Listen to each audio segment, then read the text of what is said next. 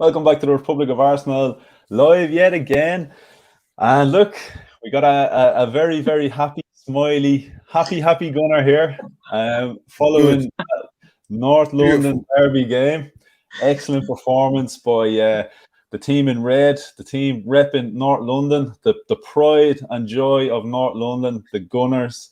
You already knew. Not that we really needed to remind anyone. We already knew, but we have a couple of guests here, a couple of familiar faces. Right. We needed a little bit of reminding. So, yeah, lads, I'm going to introduce you anyway, but I reckon everyone probably knows you because you've gone viral the last couple of nights. For all the wrong reasons, you say. The fucking Chuckle Brothers, eh? Lads, I tell you, I'm looking forward to this one. I'm looking forward to this one even more than the last one. But look, before we get into it and before I introduce everybody, I will say, look, it was great to have Pat and Johnny on the last show. And look, in fairness, there was a lot of smack talk. That's what you expect. We're massive rivals. And look, fair play to the lads. Look, they backed their team to the end. They talked the talk. Unfortunately, their team couldn't walk the walk, but it is what it is, as our captain Aubameyang says. But no, I will say, look, fair play to the lads. They did say, regardless of how the game went down, they would come back on. They haven't gone hiding. So look, massive respect, lads. You have come back, tail between the legs. I'd say the pride and the ego probably slightly damaged, but look, you're back. But look, now that all the politeness and the niceties are out of the way, let the banter begin, lads. Here's Johnny.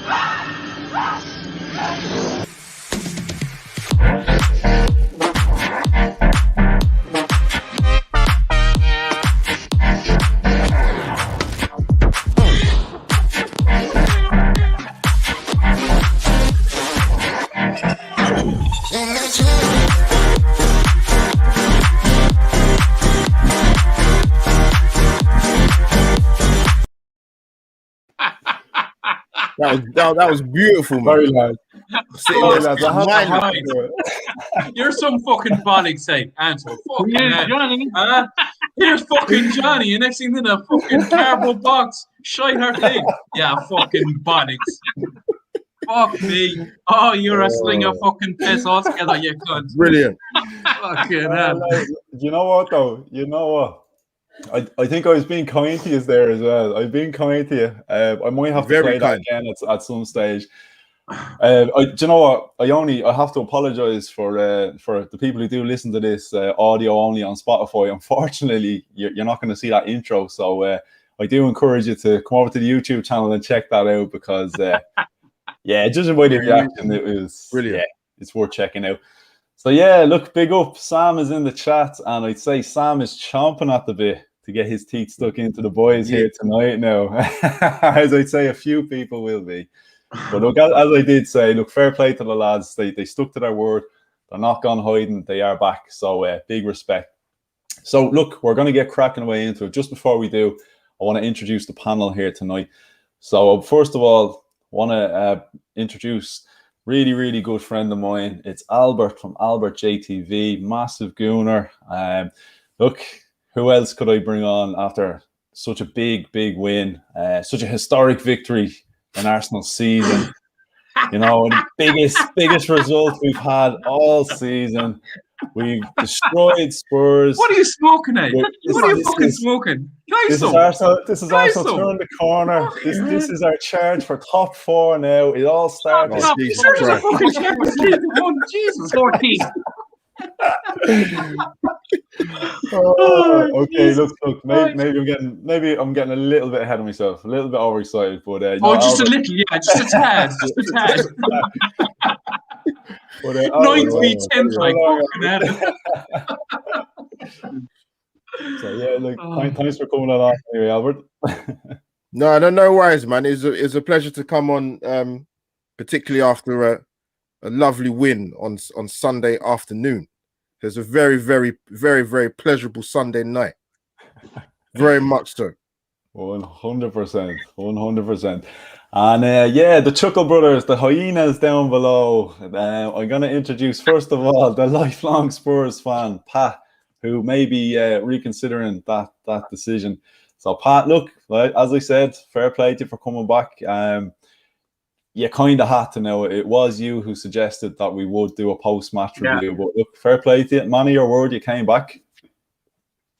Yeah, I came back. It's a shame that Suns and Gunner 96, they're still running scared of me and Johnny. Even after a win, you know, the Chuckle Brothers brought the heat and they got out of the kitchen. But anyway, we've Albert on here now to deflect against today. But listen, and we have a new person on here now. But the performance, okay, I'm going to put it down to Spurs aren't a bad team. Mourinho doesn't become a bad manager overnight. It was a bad day in the office. Simple as that. What happened was, That's it, bro. He's like a fucking mushroom. He just sucked beers. Lads. That was good time. Farhan, Pat was just telling everybody how much he missed you. Yeah. Anyway, Pat's a bit lost for words now. So I'm going to carry on. What I was saying was with Spurs, right? The performance was it was just one. It was a gutless display by Spurs. But listen, it wasn't the man, Josie. It's just a bad day in the office for Spurs. We're still up there, and just because we got beat by one goal by Arsenal, I'm not going to spunk the trousers, think that Arteta's a good manager and that they're a great team. They're not. They're a mediocre team.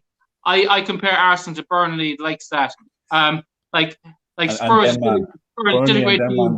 Spurs did a great team. They're going to finish rugby, but no, Arsenal did play us off the pitch.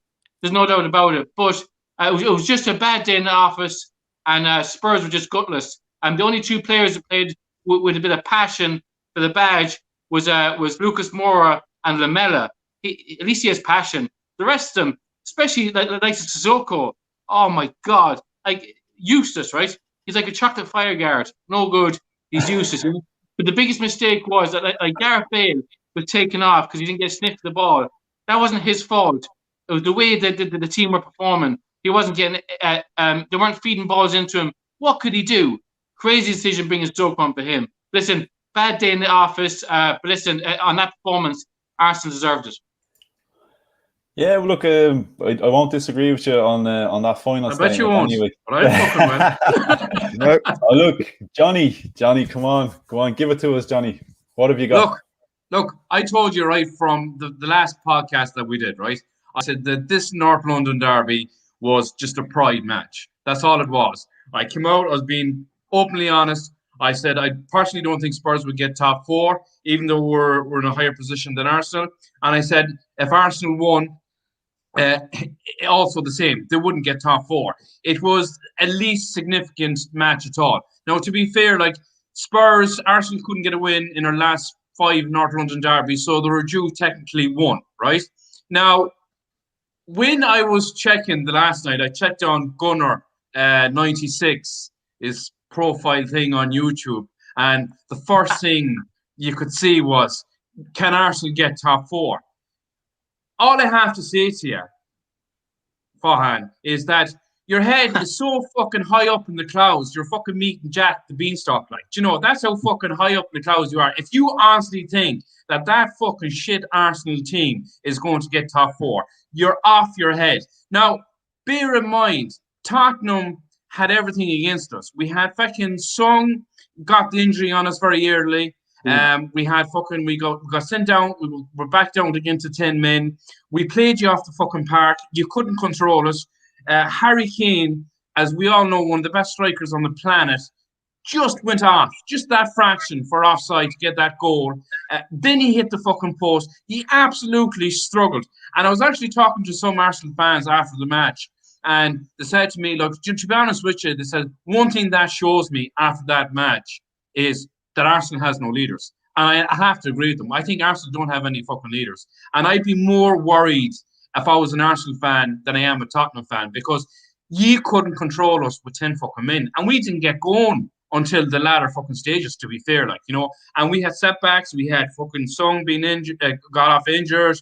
You know, we had all these fucking setbacks. And then we came out then with 10 men, and we just trampled all over you, like, you know.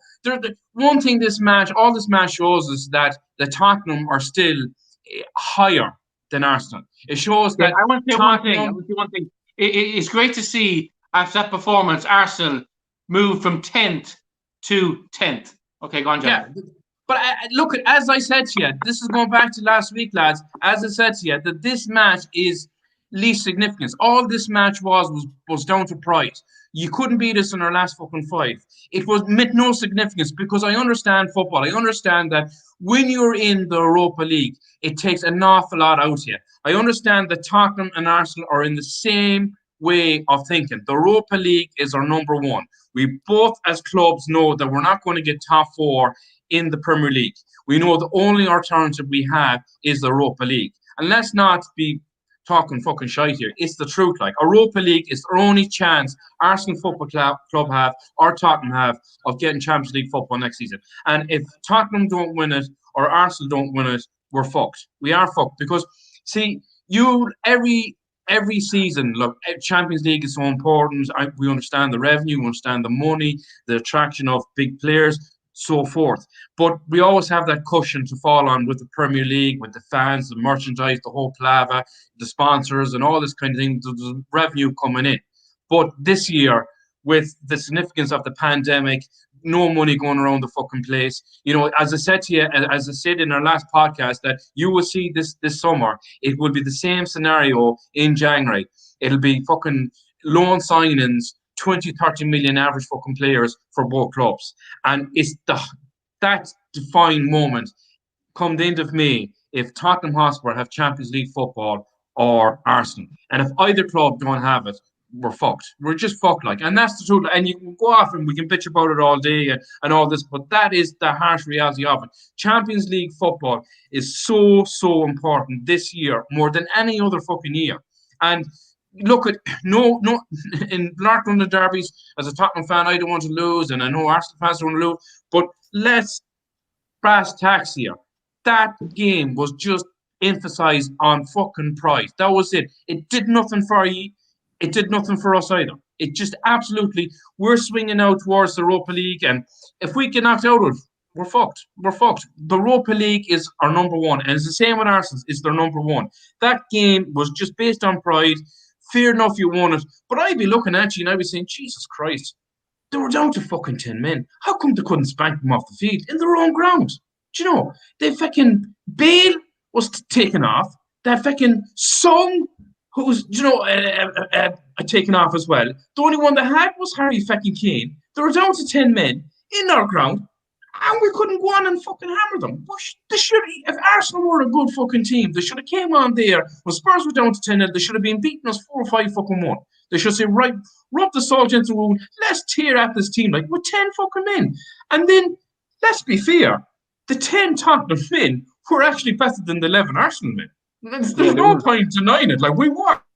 Sorry, just on that note, the 10, yeah, in fairness, they were, but it was the 11 Arsenal men who got the 3 points. So, and just, yeah, look, just go a couple of points just in terms of the revenue. I think, I think Spurs will be okay, because as well as selling keyrings for your Carabao Cup final, you now have a DVD that you can sell of that Lamela goal and the 10 minutes, the 10 minutes when you dominated Arsenal all season. So, that'll pay for Gareth Bale for at least another season, lads. But yeah, look, I want to bring Albert in here now. I was going to bring Farhan on, but he's having some tech issues there. Again, sorry boys, I am going to be just muting mics just so we can all say our little piece. Sorry, Johnny. I love you really, but I'll bring you back. Don't worry.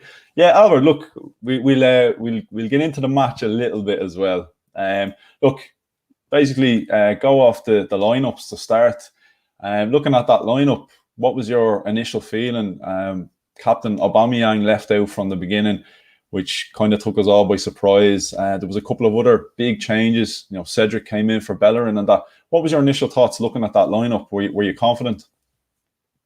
I didn't have a problem with the lineup, to be honest with you. Even with the fact that Aubameyang wasn't starting, But then obviously when I found out the reason why he wasn't starting, then I looked at it a little bit differently.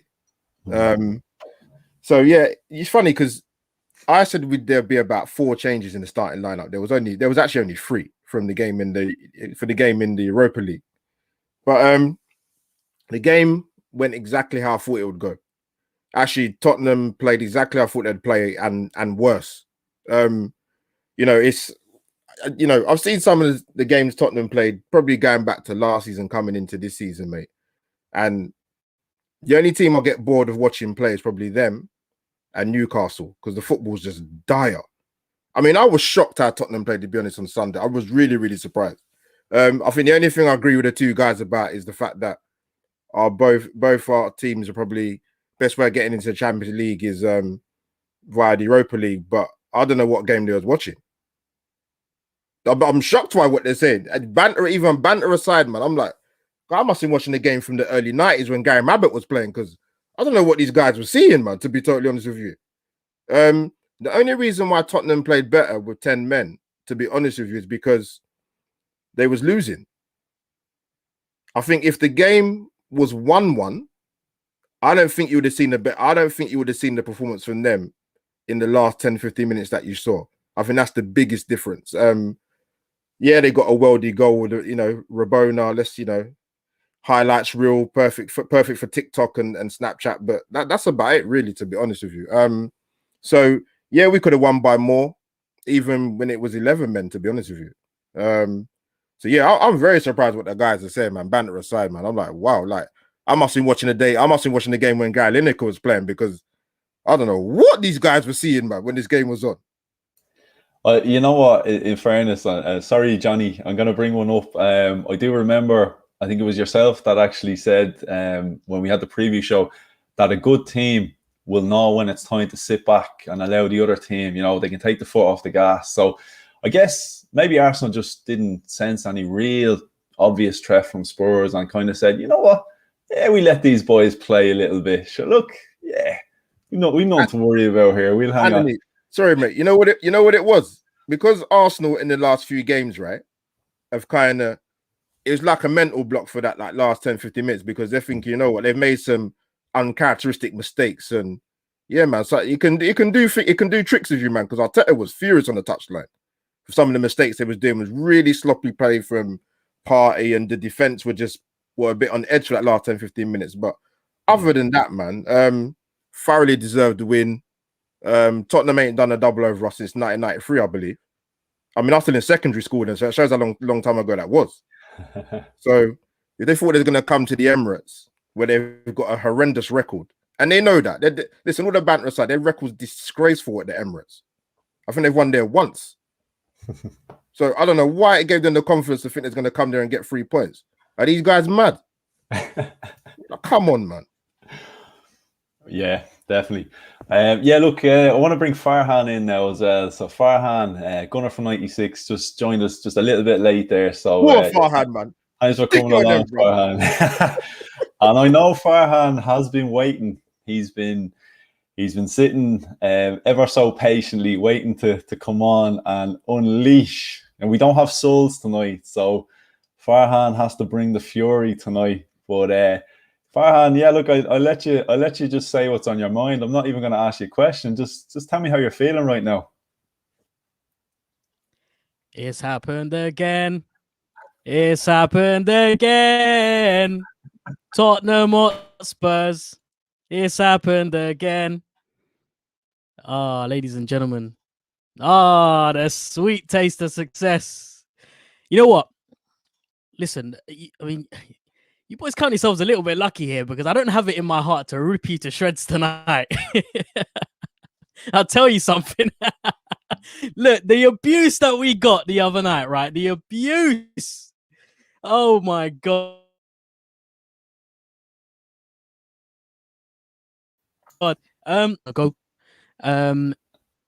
Tottenham were overly confident going into this game, I think. Attitudes.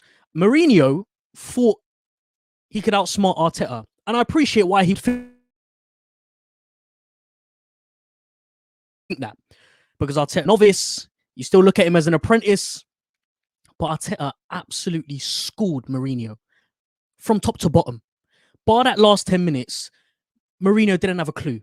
After the 90-minute whistle went, you could see on his face the stress marks coming out of his face. We played the high line, Mr. Johnny. We played that high line, and it worked. It worked a treat because Son, Kane, Bale had nowhere to go. There is no way that you can feed those boys from midfield going into the final third. They can't do it. Tottenham can't play that style of football unless you're playing long balls over the top, like you got the first goal with Bale's beautiful ball. It was a great ball. That's the only time that was the only 10 minutes where we sat back and where we allowed you to get into our space a little bit. Other than that, midfield horrendous. Back four we don't even need to talk about. And I'm going to talk as a football analyst here, not as an Arsenal fan. But Tottenham have problems at the back, and the problems only start there. And unfortunately, they end in your midfield. I can see what you're trying to do with Moran, the attacking midfield. I think he is a player that could do really, really well there. Unfortunately, it's going to take him a bit of time to get used to that position. It's going to take him a bit of time to jury with the boys, Bale, Son, and Kane. But you have to give credit. I don't care who you are. You have to give credit to Cedric Tierney and our main man, Sideshow Bob. Does anyone know, by the way, whether Bob's let Harry Kane out of his pocket? Does anyone know? Because I think he's still in there. But look, yeah, you have to give massive. All the credit has to go to the lads at the back, because despite the amount of mistakes that we've made and our shocking disciplinary record, we bossed that game from the back.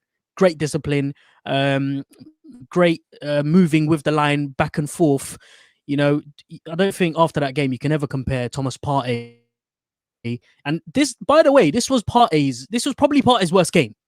Regardless, despite it being his worst game, he still bossed the midfield. He still found ways to control the dynamic and the pace. And let's get one thing right, okay? The ball was dominated in midfield, and that allowed us to get our wingers down the flanks and cause problems. And I don't think Arsenal were as dangerous as they could have been, because from the first 25, just before you guys scored your goal, up until that point, it was us trying to get balls into the box, into Lacazette, who's woeful in the box anyway. So had we had someone like Aubameyang in the box, had we maybe been a little bit more intelligent to maybe get our wingers to drive into the box, the game might have been over in the first 25, 30 minutes. By the next, I'll be honest with you, North London derby days are very nerve-wracking days for me. I don't sleep well at night, and I don't have my breakfast in the morning. And it was the same. It was the same at the morning when we were playing you guys. But after half-time approached, I was looking forward to the second half. And whilst watching that second half, I wanted to see 90 minutes more. You boys were woeful, shocking. And I don't think that should surprise the reality of where these two clubs are. One's moving forward, and one, unfortunately, has gone to such desperate measures by hiring a manager like Jose. He's past it. His days are done. Mourinho is a serial winner, but unfortunately, he is not a progressive manager, and he is not going to get you to the place where you need to go. It's a bit too early to say someone like Arteta, but someone who knows how to play the game this era, in this day and age. But you went for Mourinho. You're in a League Cup final. It'll be a great day out for the lads, but you'll be coming back home with a second place medal. And have fun. Have fun, mate. Oh, Farhan, you've been waiting for that, haven't you? Yeah, but look, on the whole Mourinho thing, this was exactly my feeling. When Mourinho became available, one of the first clubs he was linked with was Arsenal, and I said to myself, look, they want to sell my soul to the devil for a bit of a quick fix, because I honestly think that's all Mourinho is. Right now, he's a quick fix. He's a stopgap manager. I think Spurs have been a bit duped into believing he's going to progress them to the next level, and I just don't think. I think his days are numbered in the Premier League. In terms of being a top level manager, I think he's had his time. He's had his day. I think his day is done, and no better club for him to be at right now, in my opinion. So I'm more than happy to see him there. But I'm going to bring the boys back in. I'm going to bring Pat and Johnny back in now. Lads, look, I want to ask, what went wrong at the start? Was it the first 25 minutes? I was thinking to myself, did Spurs think this game was at White Hart Lane? Because there's only one team in the Emirates right now.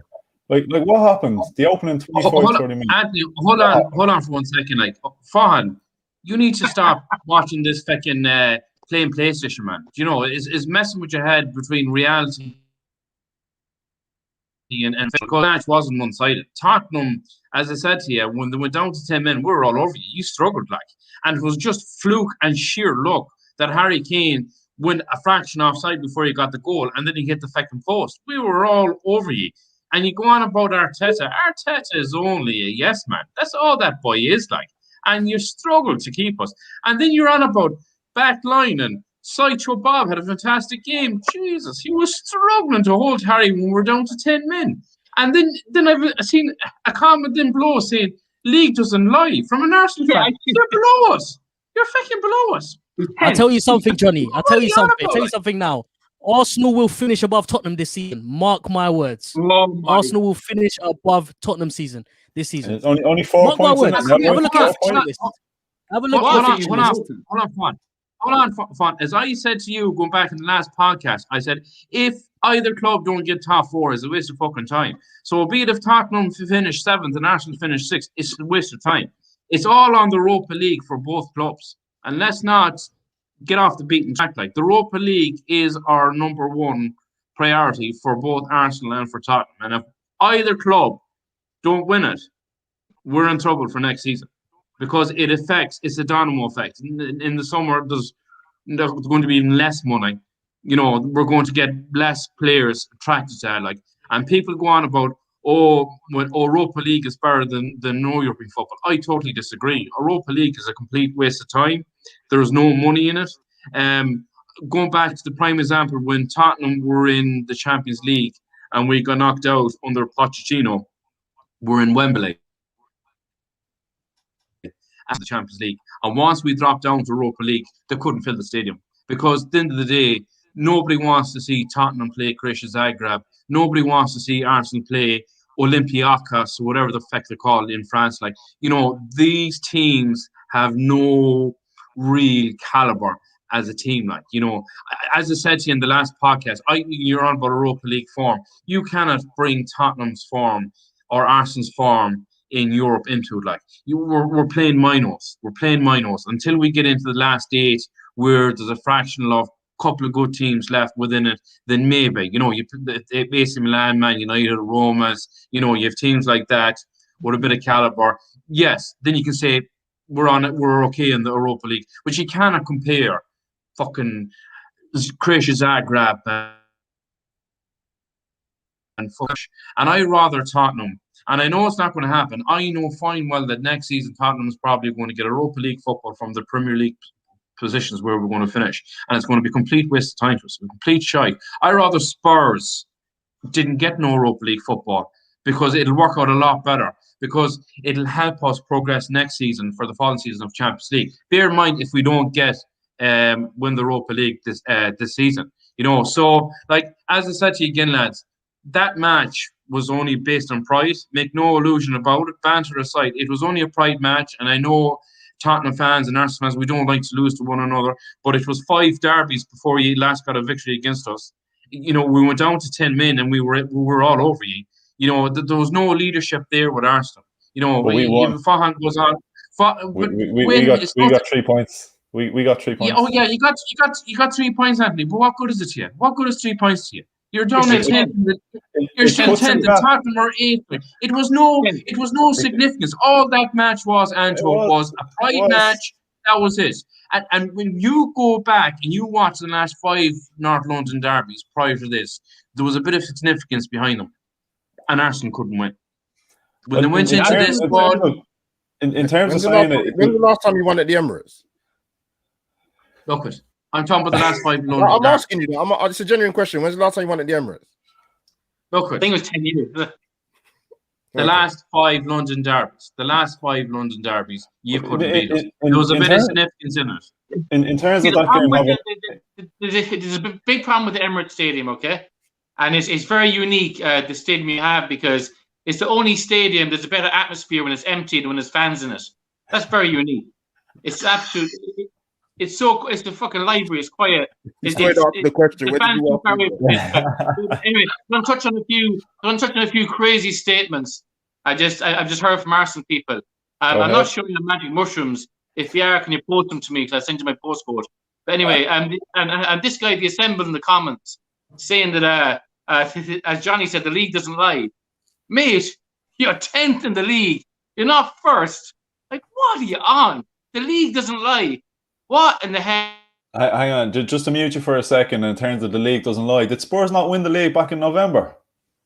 Were you not league champions back in November? No. Will you stop, Anto? Will you fucking stop? Were you not celebrating? Were you not celebrating win the league back in November? And okay, we're not allowed to celebrate that. Okay, we've cut the gap between ourselves and Spurs to 4 points. Yet you were league champions in November. Let's not forget. Yeah. So yeah. Let's not forget, there's still a few games to go. What, 10 games? We got plenty of time to catch us. We're the ones who we have the momentum behind us now. You're the ones with the tails behind the legs. So yeah, look.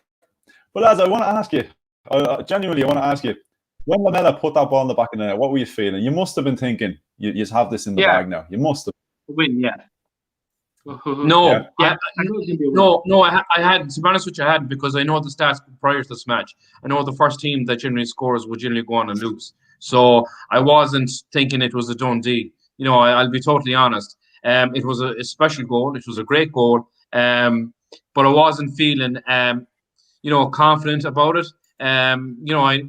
We know that the North London derbies and the Emirates, our record is not that great. But as I said to you, it beared in mind it was a least significant match for both clubs, and so as I said to you, you're talking gibberish here now. You're on about saying, oh, we're going to go and catch you. It means nothing. If you don't get top 4, it means nothing. And if I was an Arsenal fan, I would be hoping, begging and praying that I do not creep into them Europa League spots, because they're a soul destroyer. They absolutely destroy your club. They're destroying our clubs as it is. But this season bears fruit, because, as I said to you, there was no money, no revenue this year. So we need to focus on the Europa League, and Arsenal are doing the exact same thing as well as Spurs. We're going to try and fucking win it. But any other year, I'd have no heat on it. Nobody wants to watch fucking Arsenal play Olympiacos. What the fuck? I can't even name a player. If you give me a grand to name one player in Olympiacos, I couldn't name a player. Who are they? Crush your head, who are they? And the last time and the last time, right. The last time I was on this live, I heard the statement of the whole year. Yeah, when Sul said, "You got to be afraid, Xhaka is playing," and then Gunners 96 has just said Partey had a great game. What planet he on? He played absolutely useless. And Albert up there said he played great. He must have rose-tinted glasses that came from Wish. You must have been talking to another Albert, because I didn't say that. Let me step in there. I heard about Wish, yeah, and I've heard Spurs fans bigging up Ndombele, and I'm telling you, talk about Wish. I think Spurs tried to order themselves a Thomas Partey on Wish, and they ended up with Ndombele. Now, we said Thomas Partey had one of his poorest games, yet still bossed the midfield against Spurs. That's what he said. He did not excel in that game by any means. Granit Xhaka was decent. I'm not saying he had an absolute blinder. They were good enough to get the result against the opposition they were up against. They didn't have to overexert themselves. Anthony, I can't remember who was playing in midfield for Spurs. I can't remember. That's how bad it was. Where was Ndombele? Was he there? I don't remember. Yeah, I can't remember who was playing right back for Spurs either, to be honest. Oh, here, I remember. I remember it was definitely remember he was Bambi on roller skates. Doherty. Now, in fairness, look, I give Pat. I'm going to bring Pat in here. Yeah, Pat, you did say you didn't rate Matt Doherty, and he got found out bad. Now, Johnny said he didn't rate Kieran Tierney, but Kieran Tierney made absolute shite. Is that what he said? Doherty. Oh my lord! So I would say Kieran Tierney had the game of his life. He played absolutely unbelievable. I will say that. He was unbelievable. Doherty is without doubt the worst player Spurs have ever had. He is, I detest him. He should never wear a Spurs shirt again. Aria on the bench, at least Aria can put a cross in or run down the wing. Doherty brings nothing. And it's true about the midfield where like Holberg had a shocking game, and he's usually the Viking, he's usually boss in midfield. He just didn't turn up. I'm not sure what happened to him. Ndombele, he couldn't get the rhythm going. They brought on Sissoko. We won't even go there. You went bring on a blow up doll and that fella. But I know, but Matt Doherty should never wear a Spurs shirt again. He's the most useless player in the Premier League. That's a big statement. He doesn't even belong to the Championship. I cannot stand him. Get him. I think the biggest problem with Matt Doherty is he's wearing the wrong shirt. He doesn't want to be wearing that shirt because he's an Arsenal fan. He's a gooner. And then the problem you have is as well, his replacement on the bench, Aurier, is also a gooner. And then you have your man up front doesn't want to score against us, Harry Kane, because he's also a gooner. So, look, that's what you're up against. You need to stop signing Arsenal fans and actually try find someone who's passionate and wants to play for Spurs, although good luck finding that guy. But look, we'll move on anyway. And I want to hear the next excuse from you. Since, Johnny, I'm going to bring you back since you're the Europa League man. We both played Europa League Thursday night. Now, Arsenal travelled only 4 hours, yeah, but we flew out to Greece. Spurs got to stay at home in London. They had 10-minute drive up the road to get to the Emirates Stadium. Why did Arsenal look the fresher team on the night? What was the story there with Spurs? Look, you go back to the last North London derby when Tottenham were playing at home. Tottenham rode in some place in Gdansk or some fucking place, and we had to come back at 3 o'clock on Friday morning where Arsenal stayed at home, and we bet you 2-0. So it doesn't really bear any really fruit, Going back again to Pat Gohan's statement about Matt Doherty, he's a load of fucking shite. He's probably one of the worst right backs that I have ever seen in a long, long time. He absolutely has no pace.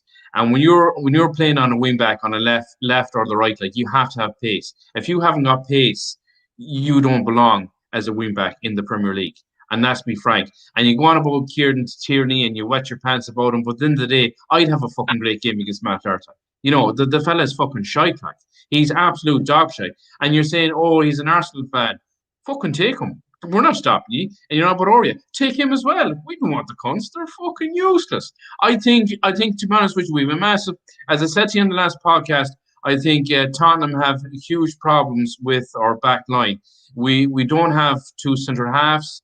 We don't have a right back, and we have Jekyll and Hyde as a keeper in goal. Hugo Lloris, one game he's Peter Schmeichel, the next minute he's David James. His ball's rolling through his arms, through his legs, the whole lot. You cannot rely on him. You cannot trust him. So we have problems at the back line. That was the one thing going into this game against Arsenal is I knew that our back line would come under serious problems. Sanchez, you cannot just fucking trust him, But that wasn't, in my opinion, I think that was no penalty either. I really don't and I'm not trying to be biased or any of this. I'm not. If you're thinking, I'm a Tottenham fan, I genuinely think it wasn't a penalty.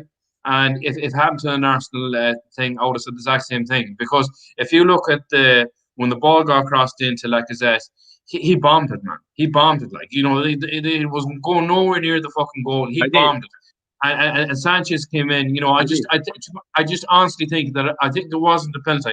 And the more these penalties comes into effect, because it has been an issue throughout this whole course of the season. If you go back to the fucking first penalty I can think of was ridiculous. Do you remember when Newcastle got a penalty in the last minute against Spurs and it hit Eric Dyer's hand and he couldn't fucking see it? That level of stupidness. And then the FIFA had to go back and had to look at why didn't the referee, when he was looking at the match and seeing it in play, and he said, you know what? He said, I think that's a penalty. I said, do you know what? I have VAR here. I have the screens here. Let me go back and have a look at it. Let me go back and have a look. Matt Clattenburg came out, and other referees have come out and said it wasn't a fucking penalty either. And to be fair, it wasn't a penalty. It genuinely wasn't a penalty. And if that penalty didn't happen, Spurs would have won the game. It changed.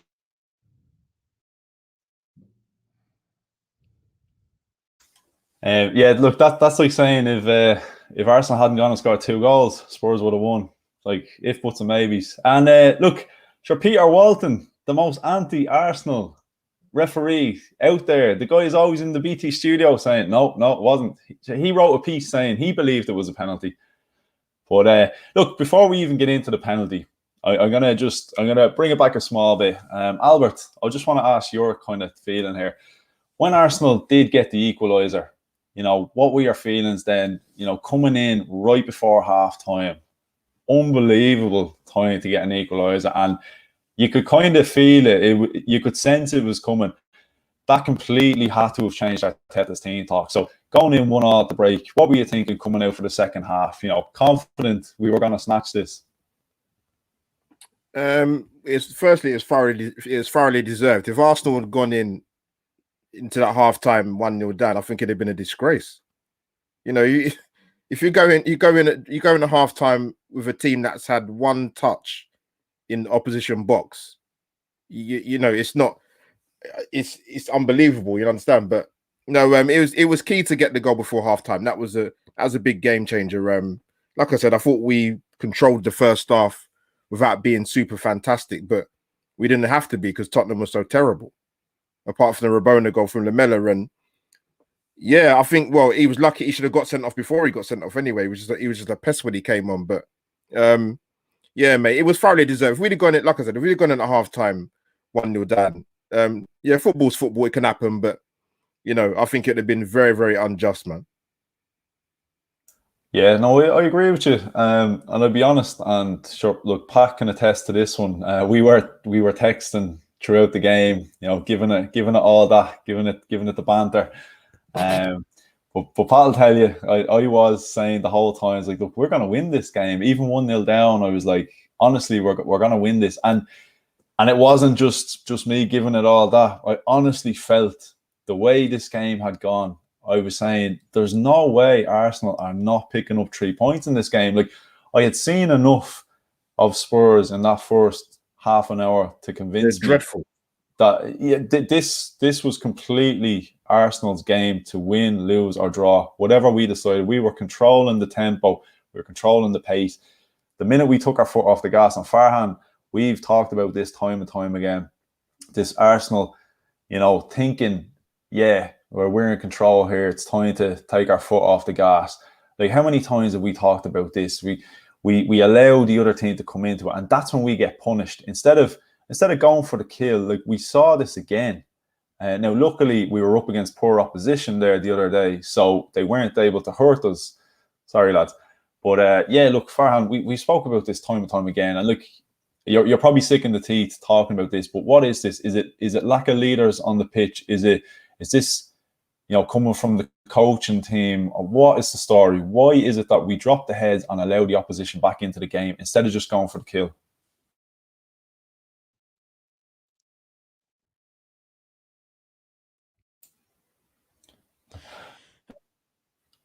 I think Farhan might be frozen. All right. I apologize about that. But look.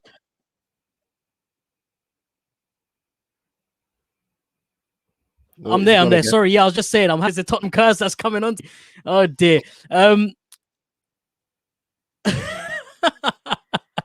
Oh, this isn't good, is it? Oh, bloody hell. Am I back? Can everyone hear me? Yeah. All right. I'm going to keep this short and sweet, okay? Because I know I'm having some technical issues. Look. And that's it. That's it, yeah. Let's get one thing straight.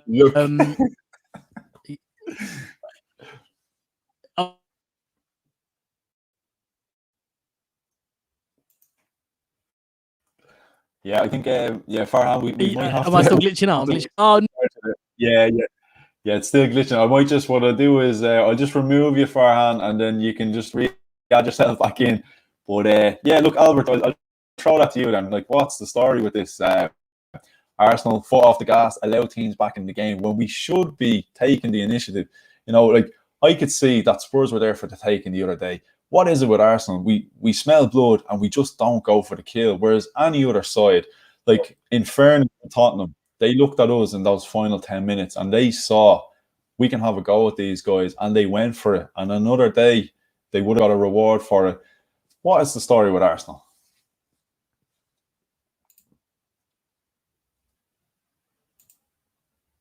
Albert, it's been a running theme this season with Arsenal, but I think for me personally, that game on Sunday, the particular first half, I wouldn't attribute that to that first half, just because, like I said, after the first 20-25 minutes, we had about 75% possession.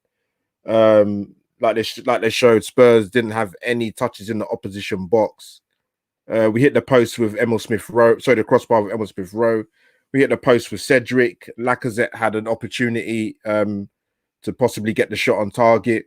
So we could have been 2 goals at least clear going into that first half. And then going into the second half, then, you know, the goal came out of nowhere, really. I mean, you can pick holes in the Arsenal defence as much as you want, but if an opposing team scores a goal like that, a 1 in a million goal, what can you say? You can't pick the defensive bones out of that. So, yeah, it's unfortunate we conceded the goal. It was a great goal, to be fair to Lamela, because if it had been Ronaldo or Messi, they'll be talking about it to the end of the season. So you have to give credit where credit's due, even if it's painful coming from the rival. But yeah, like I said, I get the question, Anthony, but I think for that first half, I wouldn't apply it to that, because I don't think we gave Tottenham any opportunity really to create any chances. But then, you know, on top of that, they didn't really come out to play at all anyway. So, yeah, I'd probably say that, mate. That's my summary of that. Yeah, but look, it seems to be every single game now we seem to have these moments. And look, I understand we did give it a lot in the first 25 minutes, half an hour. You can only keep up that kind of intensity for so long before you do need a bit of a breather, I guess I call it. But yeah, look, it is frustrating. I think, I was about to say Farhan's back, but he's gone again. But it just seems to be recurring with Arsenal. We're just not taking that very connection. Yeah. You know what? That seems to be a team of tonight as well, because I'm having a few glitchy moments here as well. So, Farhan, I think you're back, are you? I'm back. I'm so sorry about that. You're I don't know. You know how I always bang on about technical issues. Yeah.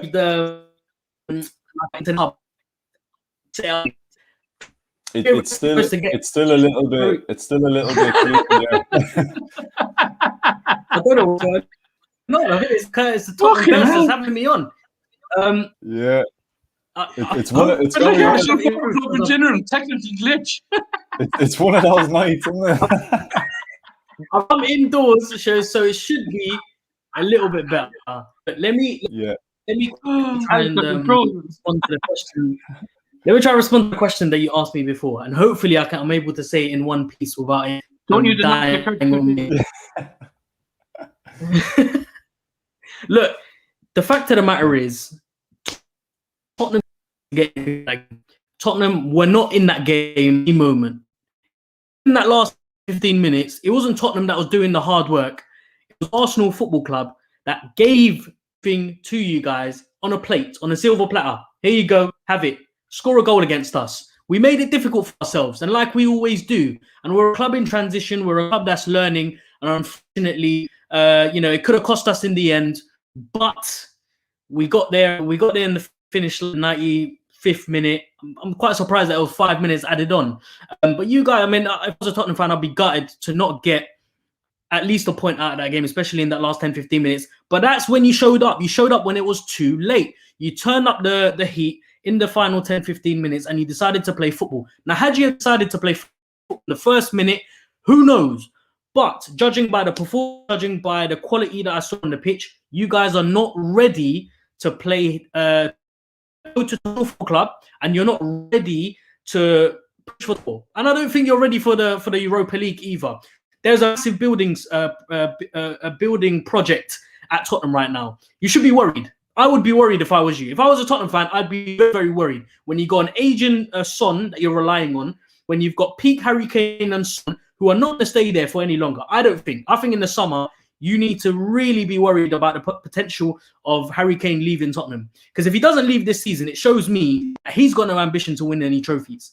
And if Son stays as well, again, these are big question marks. If you guys don't win the League Cup and if you don't win the Europa League this season, you're looking at a very, very, very big loss in the summer transfer window. Not to mention the building blocks you need to start from rock bottom at the back.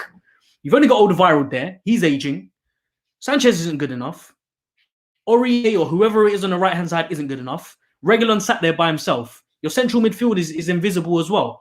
How long are you gonna play Lucas Moura in attacking midfield, which isn't his preferred position anyway? So there are some big holes that you need to fix in your squad. I wouldn't be focusing on anyone right now other than yourselves. And I don't think Mourinho is the right man for it. I genuinely don't. Yeah, definitely. Look, there is an awful lot of work there. Even Reguilon, look, Real Madrid have a buyback on him, so he could be gone as well by the summer. But look, that's what it comes down to. And as Arsenal fans, we've been there ourselves. Looking back at that, this is going way back, but the Champions League final, we didn't win that Champions League that year. We got to the final against Barcelona, and look what happened. Our team absolutely fell apart. Now, how long more are players going to hang on? Like, how long more is Harry Kane going to be one of the top strikers in the Premier League before he decides, you know what, I'm wasting my career here. Like, I need to move on. If I want to win silverware and if I have any pride in my career, I will move on.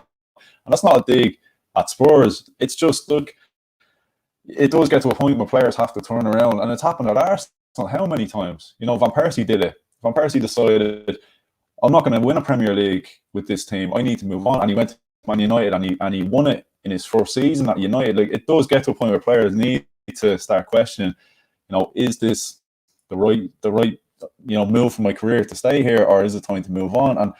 And how do you replace players like that, like Son and Kane and that? But look, we will move on. And look, I'm just going to get straight into it now. The penalty decision. Johnny, you already let us know your feeling, but Pat, I want to know what's your thoughts on that penalty decision? Was it the right call, wrong call? I have so much to say, but we'll start with the penalty thing, okay? Go with that one. Anyway, we go to the penalty thing. It wasn't a penalty. People have come out in newspapers in that sense, it wasn't a penalty. And it did change the game. It's like our Champions League final with Liverpool that time. Obviously, with the rules that were stated, that was a penalty, but that changed the game. Liverpool played crap and we lost Champions League final. I think that penalty shouldn't be awarded. Simple as that.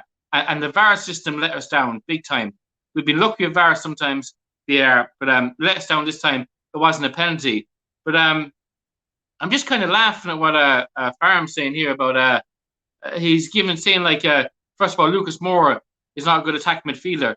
He has excelled in that position since they started him attacking midfield. He's been absolutely unbelievable. It's been his best position. But what I laugh about is Arsenal fans have got this big 2-1 win, okay, and they're trying to say like they're talking like they're league winners or Champions League winners. Son's going to leave you. This person's going to leave you. You're 10th in the league. You can't be spitting these kind of things out. And I remember Anthony, even when you were watching the match, like the first 20 minutes, you pissed all over the couch. No offense, and and coming towards the end, the last 15 minutes, you pissed on it again because you're afraid. You're afraid of Spurs. You're afraid it was going to happen. But like Farhan, he did spit some truths. Some of our defense is shocking. Reguilon is unbelievable. And but yeah, like it wasn't a penalty. And I've loads to say, but I'm not going to. First of all, Pat, if you want to play back those WhatsApp recordings to see which one was pissing on the couch, you be my guest. You have them recordings. You can play them for everybody to hear. You be my guest. Look, Albert, thoughts on the penalty? I thought it was a penalty. I don't know what people are talking about. If Jermaine Ginn said it's not a penalty, then obviously it's definitely not a penalty. Oh my God, I'll tell you something, man. If there's one guy I need to, there's one professional footballer I need to turn off when I listen to, it's him. Ever since that Champions League run to the final for Spurs, he's been unbearable. That's the first thing I will say. I mean, this is the thing, Andy. This is the problem with some of the to be honest, with some managers. Listen, Arsenal might be guilty of it, even when Wenger was there. But if a decision goes against you like that, for me personally, it's a penalty. But if you get it, you take it. But if it's against you, it's not a penalty. And that's what it comes down. That's all it comes down to. Now, to me, when I saw it in real time, I thought, you know what? What's happened there? So when they pointed to the spot, I was like, oh, okay.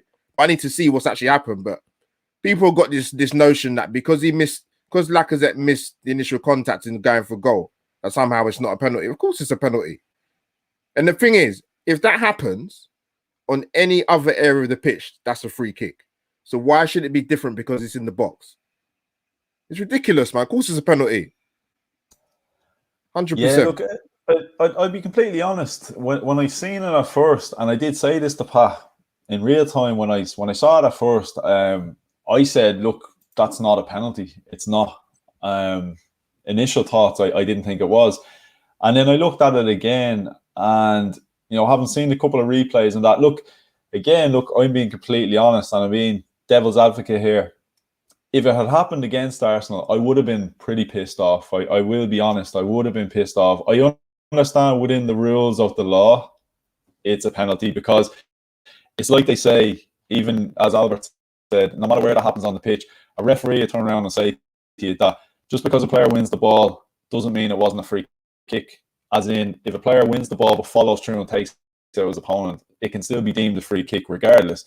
So, yeah, where I can see from a Spurs point of view is, yeah, Lacazette completely fluffed his chance. The chance was gone. If he was taken out, there was contact, he was taken out. But I can see from an opposition point of view, to be completely fair and completely unbiased, I can see the argument that, well, look, the opportunity was gone. He made the balls of it. And that's a bit how I feel about, when a player runs into the box and he overhits the ball and it's about to go out of play and he gets taken out by the goalkeeper, and you kind of say, well, he wasn't going to keep that in play to score anyway. So yeah, I can kind of understand. Look, I look at it from two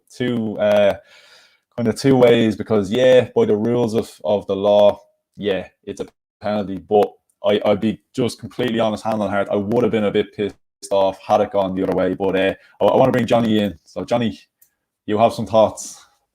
Oh, fucking hell, finally, like, Jesus Christ almighty. Right, hold on. Go back there, right there's the beginning. Vaughn, right? What world are you living in, right? You're on about, Harry Kane moving and all this plabber. We're not listening. We're in a fucking global pandemic. There's absolutely no money. There's no money. Who's going to buy him? How much do you think Daniel Levy's going to put a price tag on it? How much do you think Harry Kane is worth? Like, I wouldn't be taking anything less than 200 million. Who has 200 million for Harry Kane? No one. Levy's not going to sit back and say, oh yeah, take him on loan, and we'll break it down in installments of £5 and £10 million every week. We're in a pandemic. There's no money about the place. So Harry Kane, fucking Song, any of the top players that's in this Premier League, they're going absolutely nowhere, because there's no money, no revenue for other clubs to get them. And there's no digs. And you're going about Tottenham and rebuild. I can tell you one thing, lads. There's a young lad there at Tottenham, and I guarantee you he's going to be the next Rashford. And I rate him brilliantly. That young Scarlet lad, I could see him. I think he's an English lad. I think he's going to be brilliant.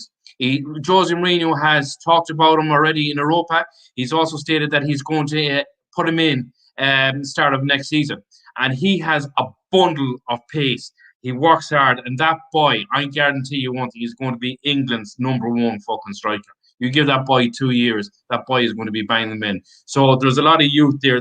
There's some great players in a Tottenham young lads that are coming through. And we're not forgetting, in the middle there, we got your man Oliver Skip, who's having a phenomenal season there at Norwich as well, unknown. Going back to the back line, we're poor. We're absolutely poor, but we've always said it. The right back is shocking, the two centre backs are shocking, and the keeper, make no mistake about it. But there's no, in terms of building, every football club is building. Every club is building, and that's why I cannot stress this enough, that Champions League football this year is paramount for both clubs.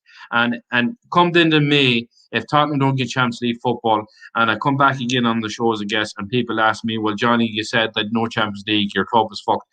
I'll admit it, we're fucked. And it's the same way with Arsenal. Like, you know, you can have the bans and all this about league positions and all this, and Spurs are above you and blah, blah, blah. But if you don't get top four from it, it's a complete waste of time, lads. And you definitely don't want to be getting Europa League football. You definitely don't want to be playing these fucking shit teams that, let's be honest with you, some of you would never heard them. Some of you probably wouldn't even know the players. Some of you wouldn't even would rather watch fucking Coronation Street than watch them. You know, there've been games there this season, and I'll admit as a Tottenham fan, where I've just fucking watched any old shite on television instead of watching that muck on fucking TV, like, because there's no football. And when you see it as a football club, like even when Arsenal, if they're playing against, I don't know, fucking Dundalk or fucking, I don't know who the fuck, there's no oomph, you know, there's no oomph there. It's just going through the motions of fucking playing the shite, and that's all it is. It's absolute fucking farce. But Europa League this season is highly important to both clubs, and you can be concentrating all you want of trying to catch Spurs and 4 points in it and 5 points in it and 6 points in it, and hopefully I'll have 10 points by fucking tomorrow night for Paddy's Day. But it means jack fucking shit. It's all about Champions League football. I think Tottenham's going to go primarily on the Europa League. You're on about, oh, we're not ready for Europa League. We're on the verge of being in the last fucking 8, mate. You know, we're on the verge of being in the last fucking 8. You know, fucking, as I said to you, the teams that were in it, let's be honest with you, they're not that great. Like, you know, you've Man United, who are in currently at favourites, I think, on the bookies, and they're playing Milan. I think they're second or third favourite. And then you have the likes of Spurs, and we have Arsenal. So there's no great shakes there. Like, you know, it's a competition where I think Arsenal could win it.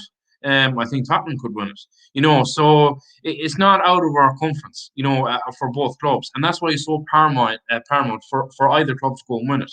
So, you know, Arsenal can go on and concentrate of trying to get 2 or 3 points above Spurs and finish 9th, and Spurs finish 10th, whatever. It means nothing. It absolutely means nothing. This Europa League is so important. It's so important this year and this year alone because of the pandemic, because the money's not circulating. The money's not circulating. The money's not there. The fans, the merchandise, the revenue, everything is so important because it goes into a monopoly effect in for next season. And it's the same for both fucking clubs. I cannot stress this enough. Europa League is a must for Arsenal Football Club and for Tottenham. And if we don't win it, lads, we can be ranting and raving here till the cows come home in next season, because we need Champions League football next season. Both clubs do. Yeah, well, just to follow up on that there, Johnny, yeah, no, I completely get what you're saying about Champions League. Like, that's like the holy grail, that's where everyone wants to be. But again, to take the point of, you know, we're in the middle of a pandemic. As Sam said in the chat there, every penny counts. So look, you know, you're saying that, you know, those 3 points mean fuck off for Arsenal, but it's 3 points and a little step. Okay, we haven't moved in our league position, but it's a little step closer to catching teams. And if we can even get Europa League, as we said, every penny counts in a pandemic. So look, Europa League, whether you want to be there or not, is better than not qualifying for Europa League, because it's not got the same, you know, revenue generated as Champions League, but it's still better than, you know, this new Europa Conference League and no European football at all. So even if you can get Europa League football for next season, it helps. It definitely helps. But just kind of going back to the game again, and this is going to be another one that sparks plenty of debate between the lot of us. Farhan, I want to get your thoughts on Lamela and the decision for the red card, the 2 yellows ultimately leading to the red. And then we might as well go from that. I'll kind of get everyone's opinion, and we'll go from that into, you know, what unfolded from that red card. You know, Arsenal 2-1 up, roughly 15 minutes plus stoppage time to go. Spurs down to 10 men. Surely, you know, this is Arsenal's opportunity to go on and comfortably win the game. Now, it was anything but. So, look, give me your thoughts on the penalty decision and then kind of what unfolded for the last 10-15 minutes. Look, there's a lot of things I want to call Lamela. There's a lot of things that I want to talk about Lamela, but I'm not going to. I'm going to be the bigger man, and well, the boys aren't here, so I think it might be we're in a good safe space to talk about Lamela. look, if he was playing at Arsenal and he played with that type of attitude, fair enough. But ultimately, he's a prick. We know that, right? And you knew exactly what he wanted to do the moment he came on. The first 2 minutes, words exchanging between him and Xhaka. You knew what his intentions were. He was trying to get players, draw players into some sort of argument, fight. It's an North London derby. He knew exactly what he was doing. When he scored that worldie of a goal, and look, fair play to him, it was a great goal. It got to his head a bit. It got to his head a bit because the remainder of the game, he played with arrogance. He was putting in fouls left, right, centre, and he should have been sent off a lot long ago, in my opinion. I think Højbjerg should have been booked a couple, at least. He should have even been sent off with a number of opportunities that the ref was giving him, and you could tell it was one of those games. It was one of those games where the ref was slide a little bit because he knew it was a North London derby. But any other game, Højbjerg and Lamela should have got multiple yellow cards. So look, he deserved it. He got what was coming to him. Lamela, he knew what he was doing. He was playing a risky game and it didn't pay off. Following the red card, this is where you expect Arsenal to explode. Because for the 75 minutes of that game, we were all over them. Absolutely from top to bottom, all over them, playing our football. And I said this before the game. It was going to be a perfect match where we were how far Arsenal have come with Arteta and with the type of football experience at Arsenal. This was the perfect game to see how far these boys have come. And what I saw is a progressing football side. Forget about what the league's table shows, whether we're 11 games. We can go back to those 10 or 11 games and we can talk about what happened in those games and why ultimately we lost them. But what I'm seeing on the football pitch throughout the 90 minutes of a game is Arsenal playing good football and dominating their opponents. And it happened against Spurs. And look, you could have taken a point out of us. You could have taken a point from that game and 2 points off us. Ultimately, that would have been us granting you that point and take 2 points off us. We'd be having a totally different discussion right now about why is it Arsenal constantly shoot themselves in the foot. But all I can try and a type of explanation as to why Arsenal do this to themselves, it's a mentality thing. They've got a new manager, they've got a new system. Obviously, not used to getting the right players to play. I have the best out of every single one of them, and by doing so, ultimately, almost you almost got a goal out of us into Harry Kane hitting the post, but ultimately Gabriel there to save us on the line, not being able to string passes together. So I mean, yeah, I can't find any other explanation other than it's a mentality thing, and these boys are a group of boys that strike me to be a type of team who learn from match experiences. You can train for as long as you want. You can teach them as many tactics as possible, but unless you're playing the real deal, the real game for 90 minutes, you're not going to be able to learn from whatever you're being taught on the training pitch. So I do believe that mistakes will continue to come. Arsenal, and whether it be David Luiz, whether it be Xhaka, whoever it might be, they will make mistakes, but they will learn from those mistakes, and they will. We were disciplined. We were defensively very strong, and we didn't hope to cross that bridge. With the remaining 10 games, boys have learned from or not. But what I saw was a pressing football team, and I can't say the same about Spurs. Yeah, look, just apologies for the poor connection. I know I'm having some issues on my side. Farhan, you're having a bit of trouble, so just apologies to anyone who's watching. We're a little bit all over the place. We're a little bit like Spurs here tonight. We're a bit all over the shop. Don't quite know what's going on, but sorry, boys, sorry. But yeah, look, just to kind of follow on to that. Yeah, look, this is Arsenal's problems all over, and Spurs were the ones who experienced it a little bit the other day. We had this against Burnley in that 1-1 draw. We were absolutely not in that game. Outside of the first couple of minutes when we took the lead, it took us to about 81 minutes before we decided, it's time to actually play a bit of football. it was a bit too little, too late. And unfortunately, from a Spurs point of view, it was the exact same problem that they had. But again, Albert, I'm gonna bring you in now. Just again, quickly, your thoughts on the red card and what the hell happened there the last 10-15 minutes with Arsenal. Yeah, like I said earlier, in terms of what happened with Arsenal, there's been many games this season where the mistakes have cost us and it's been self-inflicted. So I think that did play on their mind, to be honest with you guys, into that last 10-15 minutes, because like I said before earlier, if that game was 1-1, I don't think you get that. You don't get that 10-15 minute performance from Tottenham. I just don't think you do, because that's Mourinho all over. But in terms of the sending off, 100%, bro. He could have come a lot earlier. Like Farhan said, when he came on, he knew what he was doing, man. He's on Xhaka's case straight away. Then he Then he done a couple incidents with David Luiz. Then he moved on to a couple other Arsenal players, and he deserved to get sent off. I don't know what they was complaining about, to be honest with you. And as for Harry Kane, I think he must be related to Mike Riley. Like, how's Michael Oliver not seen that? Like, that's to me, it's a blatant yellow card, and nothing happens. This guy must have nudes on the FA or someone at the PGM, because to me, it doesn't make any sense. Like, he gets away with it time and time and time again. He's the FA's golden child, man. Like, nothing's going to happen to him. I don't know what's happening, but yeah, with Arsenal, man.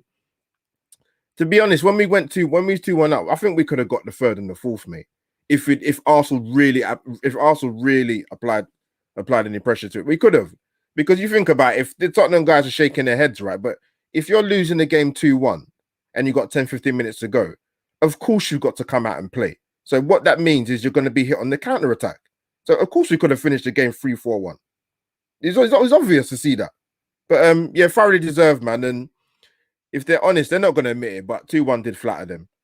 They can't sit here on this they can't sit on this podcast and say they deserve to get something out of that game. They must be living in cuckoo land. What part of that game do they feel that they should have got something? You have to look at your manager for that. When you got Mourinho, I want to touch on earlier about Mourinho quickly before I come back to you, Anthony. When he got sacked by Manchester United, right? I said, if he gets a job in the Premier League again, if he's willing to adapt his coaching methods and style by at least 10%, maybe he's got a slight chance of being a progressive manager. But because he's too arrogant and too stubborn, he's never going to do that. He's to me, why I look at it with Mourinho, he's living in the past, thinking, you know what, he probably sits at home and I don't know, probably he's got a home or hotel in Chigwell, who knows where it is, but he probably think, you know what, I'm a Champions League winner. Pep and Guardiola, they're good managers, but you know what? I'm a Champions League winner. I'm telling you, the guy sits there and thinks that, because that is why you see the tactics you see at Tottenham. United, I've got a lot of United fans that said they warned Tottenham fans, this is going to happen, because the style of football was terrible.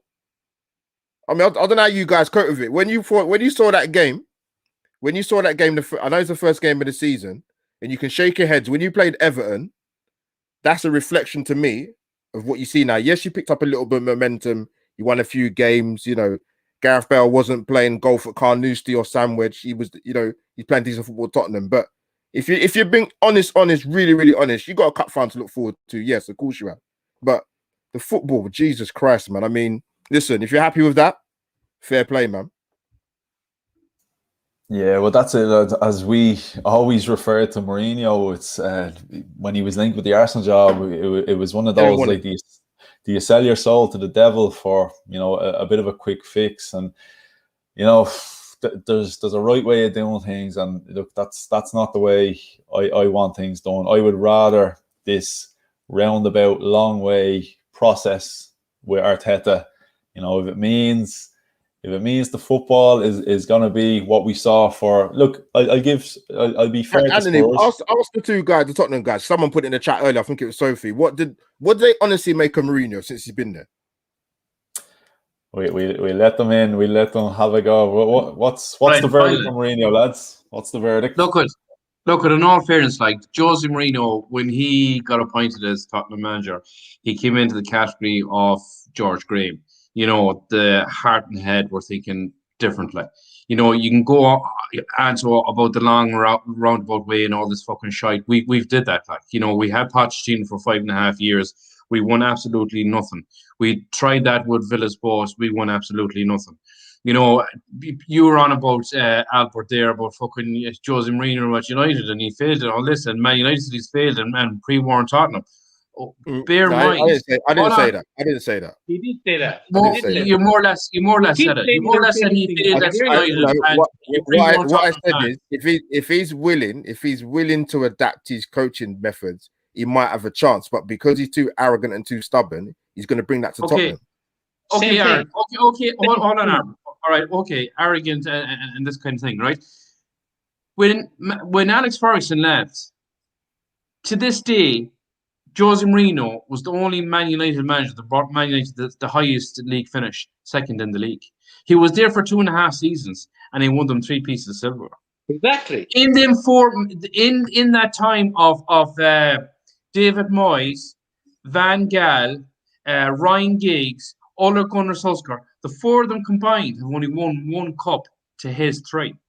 He was only at the club for 2.5 seasons. So for Man United fans to say he failed, have a look, son. What has Ole Gunnar Solskjaer won? What has David Moyes, Ryan Giggs, Louis Van Gaal, the 4 of them combined, only won 1 trophy. Jose's won 3. He was sacked. He was sacked when United were 6th. They sacked him. Into the season, they finished 6th. How many years have they Ole Gunnar Solskjaer, and what has he won to date? Nothing. Absolutely nothing. So Man United fans can go on and talk about, fucking, you know, Borden football. But Borden football won them 3 trophies. Borden football won put them to the highest league finish since Alex Ferguson. You know, you can go on about his football being outdated, but you cannot take away from a man, regardless of what club he was at. And if he left Tottenham in the morning, he went to Arsenal. The man's a winner. He's just a winner. He's won everything. Any manager can go to 3 fucking countries and win Champions League. You know, hats off to him. He came to Tottenham, and we can all see what he was trying to do with Spurs. You know, it was blatantly obvious. He was trying to set up a good counter-attack team. He was trying to make us structurally solid. And we went through a spell where it was sort of working. But reality was it was only covering over the cracks because our back line was brittle. You know, we go back to the 2 center halves, we go back to the right back. Holgenberg has been unbelievable since he came to Tottenham. Now, bear in mind, in 2 games, the guy was shy. He was shy against Arsenal and he was shy against Everton. But you take them away, the guy has been solid all season. He has been solid all season. But, you know, players can't have bad games. Players can't have bad games. But when Jose tried his way, and it was working, and it fell apart because of his back line, then he knew. He said, look, I can't play the way that I want to play because I haven't got players I can trust. Then he looked up at the head of the spear, and he's seen Harry Kane and Song and Bale and whoever more, and then he rolled the dice. He rolled the dice for the last 6 or 7 weeks. So what that says to me of a guy that was defensive structurally has totally changed the whole course of making Tottenham attacking. And he did that for the last 6 or 7 weeks. That doesn't come across as a guy that's arrogant is up his own fucking hole. It doesn't, like, because, you know, he could have went to Arsenal and he could have swamped that midfield and packed it and be bored and draw it in a little game. But he started with the 4 up top, like I said he would, and but his back line let him down. Like, Matt Doherty, like, Jesus Christ, like, that guy should be nowhere in the Premier League. Like, you know, he was being one of the worst signings that any club that's made this year. I honestly cannot think of a worse signing, to be honest with you, from any club in the league than Spurs signing Matt Doherty. He's been absolutely diabolical. And as I said to you, you need the wing backs. You have to have pace. You know, we need another Reguilon as a right back, like, you know. But going back to it again, I think Jose Mourinho, I think he will come under the George Graham category. I think a lot of fans will say heart and head will speak differently about him. A lot of fans don't like him at Tottenham, but there is fans that do. There is fans like myself knows that we've gone down every fucking road that you can go down in with the next promise and so, and it hasn't materialized for us. So this is our last chance saloon for us as well, because, like, when we sack, if Josie gets sacked, say, by the end of the season, right, what's going next? The next up and coming manager, LC Big manager, or Brendan Rodgers, or it's just going to keep going round and round. This is Tottenham's first time we've actually got a manager who has a highly, highly impressive CV, and if the length that I be alive in this planet, we will never get another CV that will match up to Josie's. Now, it all comes down for Josie for one game or one game only, and that's Man City.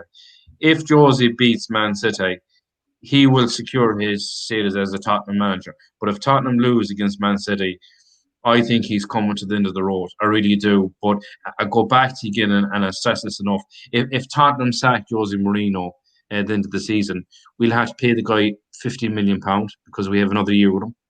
We look, say, at Brendan Rodgers. We'll probably have to give Leicester compensation package, another 5-10 million. Then we've got to talk about his wages. So you could be up in about guts of 30 million there straight away before Spurs even contemplate about getting a player. So, it's all right for fans to be saying, oh, sack Jose because he lost to Arsenal. We lost to Arsenal because our back line wasn't great. Our back line wasn't great. And you can go on all you want, Albert, about fucking you think there was a penalty and all this. But the Premier League is getting a bit too soft. It is getting a bit too soft. I think Lamela, he's a dirty sort of a player, let's be fair. He's got that in him, but it was too soft. It was too soft off a sending off personally for me. And, and I wish it happened to an Arsenal player because I would have said the same thing. I don't like seeing players going down. I don't like seeing players going down. Johnny, we've had much softer red cards than that. You did, lads. And I totally agree with you. And I'm not, and don't get me wrong here, lads. I'm not fucking pointing fucking holes or any of this kind of palaver. I'm just saying in general as a whole, I hate seeing players going down too lightly. You were telling me that Tierney couldn't stand up and take that fight. It was only a whiff, man. It was an absolute whiff. And, it was too soft. And for the Premier League, really, you don't want to make things too soft. You don't want to have boys fucking falling over, rolling down over a sneeze. You don't want to be giving away penalties every fucking week. How many penalties have Man United got this season? Bruno Fernandes. I never seen a Premier League player in the years I've been watching football that's got more goals from penalties than Bruno Fernandes. There has to be some sort of structure in the league where we need to get rid of the softness. Tierney should have been booked for falling and rolling around the ground because let's be honest, none of us would have fell. None of us would have. And Tierney would have fell. I just want to say to Albert there, you made two statements there. You said Arsenal should have won 3 or 4-1. We were down to 10 men, and you still couldn't score a goal. We absolutely battered you in the last 15 minutes. How can you say you're going to win 3 or 4-1? Second of all, you're on about Mourinho. Yeah, he was a serial cup winner, right? You're dissing Mourinho when you have Arteta, who was only polishing Pep Guardiola's boots there last year. He's a water boy. Arteta should be painting white lines on the pitch. Arteta shouldn't even be a manager. He should be painting white lines on the pitch. He's absolutely used to it. And for Gunnar 96 there, I'm sorry about your Wi-Fi, but if you go up to your tabs, if you X out of a disillusioned Arsenal fan and Babe Station and Red Hot Grannies, you might get a fast connection. Let me come back in. Can I quickly just say something on that, right? Just real quick, and Albert, I'll let you take on. I just want to say, the whole argument from the Spurs fans tonight has been, we battered you for 10 minutes. We battered you for 10 minutes. What about the previous 80 minutes when we absolutely walked all over you? 10 minutes doesn't win a football game, guys. You're completely look, hands up. You outplayed us. You dominated. You were all over us. It was a backs to the wall job for 10 minutes. What about the other 80? Don't forget, it's a 90-minute game, yeah? 10 minutes. Yeah, you can have your 10 minutes. You can make your DVD. You can include the Lamela goal and the 10 minutes of fantastic football you played. The almost Harry Kane equalizer when you hit the post. Tell you can probably stretch it out to 15 minutes with a bit of a Mourinho interview in it as well. You can include a Carabao Cup runners up key ring with it, whatever you want to do to make that money. But lads, it's a 90-minute game, and for at least 80 minutes, we were by far the most dominant side in that game. So look, I give you props for your 10 minutes, but don't disregard our 80 minutes. So Albert, over to you. Yeah, what I would say is, I don't know. You're saying about, I'm saying about we should have been 3 or 4-1, but like you saw the game yourself, you saw that we hit the post and the crossbar. So are you disputing the fact that that never happened, or I don't really get that? But the Mourinho thing, I didn't really hear your point as to what you thought about him at Tottenham. But yeah, you talk about the Man United thing, yes, but Man United are a massive club who have a tradition of winning trophies. That you can't compare that to, you know, in coming to a club that hasn't won an FA Cup since 1991. You haven't won a trophy since 2008. So what's the comparison? I don't really understand that. That's what I would say. Arteta has won an FA Cup, and whatever way you feel about it, he won a Community Shield. Yeah, exactly. You can't make the comparison Mourinho and Arteta. That's just crazy. Whatever your thoughts are about a Community Shield, look, technically still counts as silverware. So in what, 6 months as a manager, as a coach, he only became manager this season. Yeah. He already won more in Spurs in God knows what 13 years, as Aidan says there. But lads, look, we're gonna get to the end of it now because we're nearly an hour and a half in. So look, I literally just want to finish up with, I just want to get predictions from everyone where you think the sides are going to end up at the end of the season. So Albert, look, I'll start with you since you're beside me. Where do you think? I'm not going to ask you where Arsenal are going to finish, Spurs are going to finish. Which one is going to finish above the other? That's what I want to know. Arsenal or Spurs? Who's going to finish higher? God, yeah, how long's a piece of string, man? It could be anything. Toss a coin, man. I could say Arsenal. It might happen. Could happen. You know what? Who knows? I have no idea. That's my honest answer. No idea. No problem. Look, Johnny, I have a feeling I know what you're going to say. Well, go on. We'll let you go. Look at.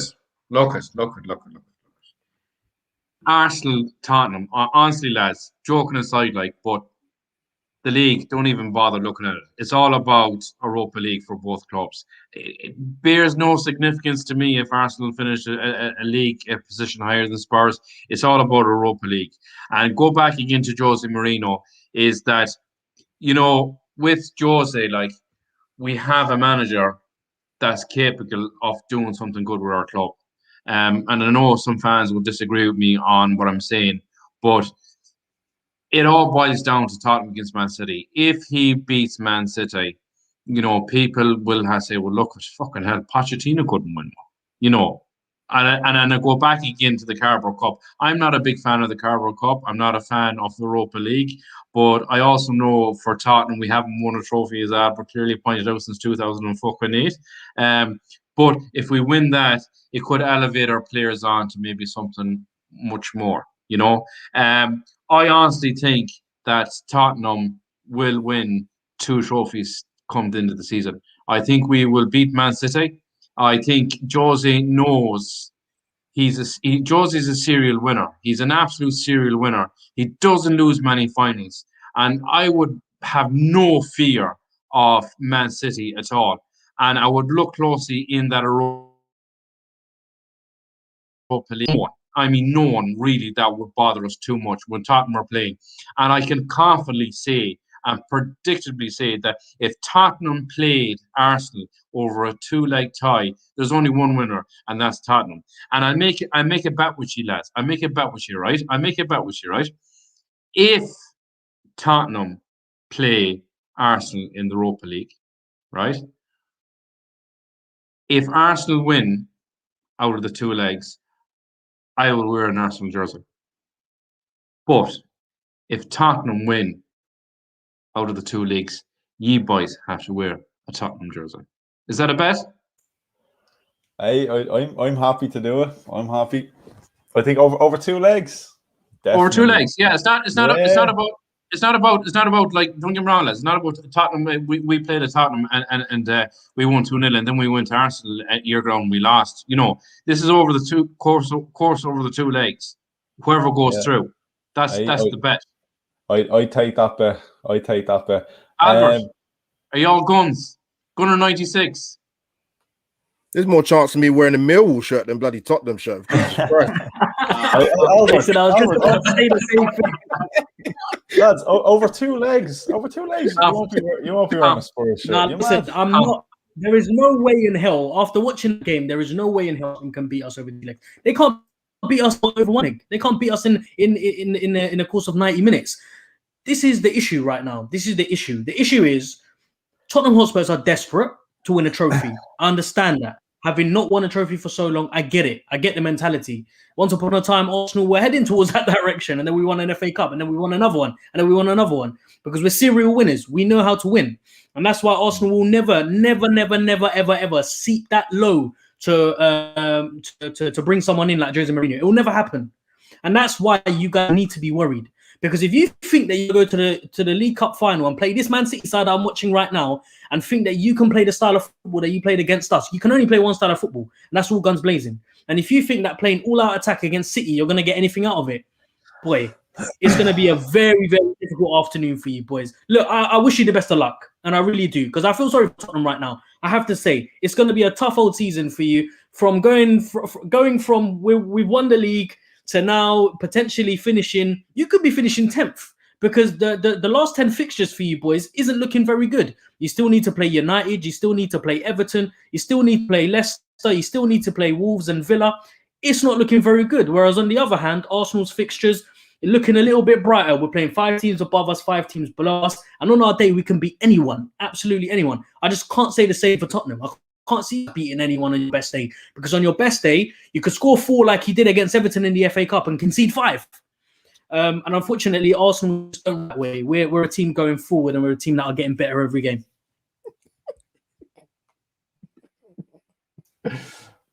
And before we start wrapping up, we're going to let Pat have final say there. What's on your mind, Pat? Right, you're on this. Right, this about this Arteta being a serial winner. He's won a Mickey Mouse Cup. No, he said Arsenal are serial winners. It's not the Premier League. It's Community Shield and FA Cup. 2 Mickey Mouse Cups, okay? And you're saying about this Mourinho, wouldn't take Mourinho. You took a water boy in Arteta, as I said, who should be cleaning the toilets in the Emirates empty stadium. I won't admit he's a good manager because he's absolutely useless. And trust the process. Trust me, losing a load more games, staying 10th in league. And you're on about the Europa League. If we meet Arsenal Europa League, you're on about changing shirts. I see Albert won't do that. He's like Sulls. He just runs away from a confrontation. He won't do any challenges. I just said I'd rather wear a Millwall shirt. That's not running away from confrontation, mate. Trust me. Hold on, Albert. I'm going to up the game here, okay? Right, if Arsenal Spurs, if Arsenal beat Spurs in the Europa League, I'm going to do an ice bucket challenge.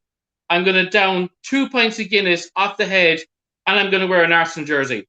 That's how brave Spurs people are, because you're on about Harry Kane shouldering your Arsenal players, because you're like little ballerinas, Arsenal fans and the Arsenal players. You're 2 soft guys. Harden up, win a few games, win a few trophies, aren't Mickey Mouse Cups. Spurs are going to win the Europa League, the Carabao Cup, and next year the Premier League and Champions League. Talking about Mickey Mouse Cups, and you're starting with the Carabao Cup and the Europa League. Gary Lineker was playing. Let's not forget about the Audi Cup. Let's not forget about the Audi Cup. I forget the celebration. Before we go any further, is anybody going to take us up on this bet? Because you're all shouting your mouths up. Yeah, huh? I'll take you up on Albert, that one. Yes or no? 100%. Hey, wear no bloody Tottenham shirt, man. Yeah, fuck Garrett's blouse. Yeah, Garrett's blouse. Yeah. Good or 96. You're going to take the bet. Nah. I mean, look. Ultimately, you're not going to beat us over 2 legs. The mentality. You're not going to beat us over 2 legs. It shows you mentality. You're not brave enough to take on the bet. For fuck's sake. For an hour and 33 minutes, you give me a fucking chip, and then we're going to put it up to you for a bet you couldn't fucking take it. For fuck's sake. A chicken on a beach ball. Man. Oh, yeah, man. Hey, chicken on a beach ball. Ask your missus for a tampon, guys. You'll need them. Fucking hell. Bunch of wussies, man. Come on, take the bet. Hey, I said I take up on that because I'm 100% confident over 2 legs. If we got Spurs, hey, do you know what? Zagreb will probably come back and knock you out in the next game anyway. We won't even have to worry about it. It'll be all good. But yeah. Beer talk. That's all it is fucking beer talk.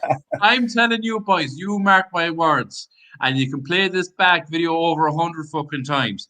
Jose Mourinho's going to win the Europa League. You wait and you see. Jose Mourinho's going to win the Europa League.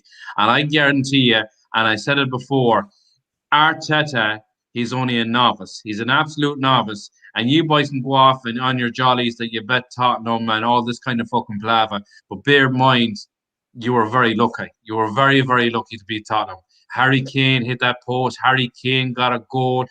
Gabriel, he had to have a neck on him like a fucking giraffe to fucking block out that ball. It was destined for a goal. You boys were very lucky. And we came to Emirates with a very under par Tottenham team. We didn't play fucking great for the first 45 minutes. I totally agree with Albert. I think fucking we were awful. And the equaliser before halftime was crucial. It wasn't a penalty. It was nowhere near a penalty. As for Tierney, my God almighty, man, that guy has some serious issues. Like, if he's falling down and rolling around just from a little touch, like, it's an absolute disgrace. Like, and I go back to this again, and I'm not just saying it because it's Tottenham and Arsenal, but I think the Premier League needs to toughen up a little bit more. I think you should be. Apologies, I'm going to stop you right there. If that Premier League toughens up anymore, Harry Kane is going to get a lifelong ban for falling over and being the biggest pussy in the entire, being the dirtiest cunt in the Premier League and the biggest diving pussy in the Premier League. So if you want your talisman and best player, top goal scorer, to get a fucking lifelong ban, yeah, go for it, lads. Go for it. Anthony, I do agree. Anthony, I do agree with Johnny about Mourinho winning Europa League. Not as Tottenham manager. Oh, yeah, funny fucker. You can't. I see you got a fucking bit of sense of humor, anyway. There you go. There you go. But lads, look, we're nearly an hour and 40 in, and look, it has been good, lads. It has been good. Look, I give props to the lads, Johnny, Pat. Look, as I said earlier, big respect. You came back, you took it on the chin, you showed up, and you've given us socks here tonight. Like, let's be fair. Look, the Irish, the gift of the gab, we're the biggest shy talkers you can get, but lads, I do appreciate this coming on. And look, aside from being Spurs fans, massive respect to both of you. You're in amongst the shy talk aside, you're sound lads, and I do appreciate you coming back on. But we're going to wrap it up. Just say one thing. Yeah, right before you wrap it up. To be honest with you, lads, joking and banter aside, I absolutely enjoyed tonight. It was great fucking crack. Albert, you seem like a top lad. Gunner 96. I hope to God we can all meet one day in the pub and have a fucking pint and a bit of fucking crack. Rivalry aside, lads, top lads, enjoy the bands tonight. And anytime you want me to come back again for a laugh or a crack, no problem. Yeah, and same as Albert and Farhan, I have great respect for you. I know Farhan was on last time. He knows what the Chuckle brothers are like, me and Johnny. But I'm Albert, fair play to you. The better team won.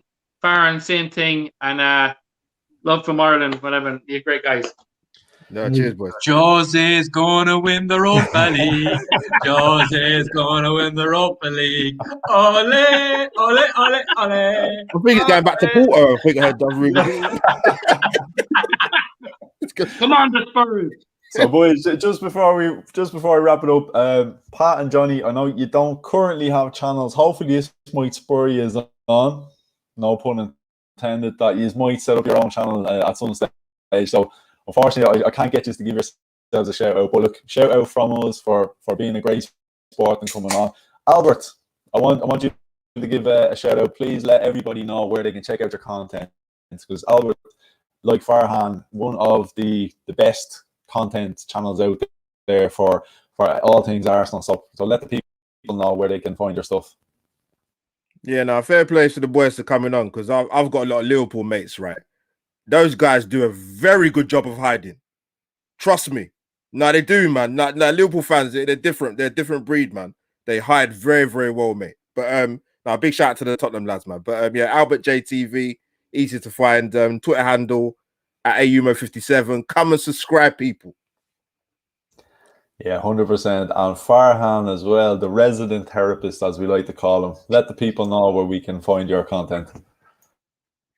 Yeah, man. Listen, big respect to the lads. Like you said, Pat and Johnny. Listen, I can't. In the past, I found it difficult to sit down and have a chat with Tottenham lads, or if I'm walking past one of them, a bit of a funny look and all that. But look, I've really enjoyed it tonight. You guys have been top lads, and it's been refreshing talking to you. Banter aside, you guys seem like top lads. So thank you for coming on, and thank you for taking a defeat like men on the chin. You can find me on YouTube as well as Albert. I post Arsenal content as much as I can. I try and post a bit of content every single day, talking about the best club in London. Forget about North London, the best club in London. Find me. You can find me on YouTube since '96. You can find me on Twitter as well, Gunner since '96. Don't be afraid to have a chat with me, and I won't bite my head off unless you're a Tottenham fan. Gunner 96. What kind of hash are you smoking, mate? Is it dip with LSD? You might need some. You might need some at the end of the season. Jeez, Hey, well, what kind of hash were you lads smoking when you decided to stick on a Spurs jersey for the first time? Like that's the real question. Oh well, lads, like I said, look, massive thanks to everyone who came on. Albert, Johnny, Farhan, Pat. Massive respect to the lads. Look, it is what it is. It's a massive rivalry, but at the end of the day, look, no love lost. It's all banter. So big respect. Big shout out to everybody who tuned in to watch. I'm sure they had a good laugh at our expense. I'm sure there's plenty of content out there for people to keep people talking. But yeah, look, lads, as always, really appreciate it. Really appreciate everyone that did watch. Remember to like and subscribe to the channel. And look, we'll be back again tomorrow night. And I have slightly more mellow guests on tomorrow. I have Olympiacos fans. And Souls is back as well. So Souls will be back bringing the fire tomorrow. So 8 o'clock tomorrow, we'll have the Olympiacos guys on. It might be slightly less banter than we got from these mouthy Spurs lads. But yeah, do check it out. So thanks as always for watching. See you later. And hey, come on, you Gunners, North London. Come on, you Gunners. John Radio.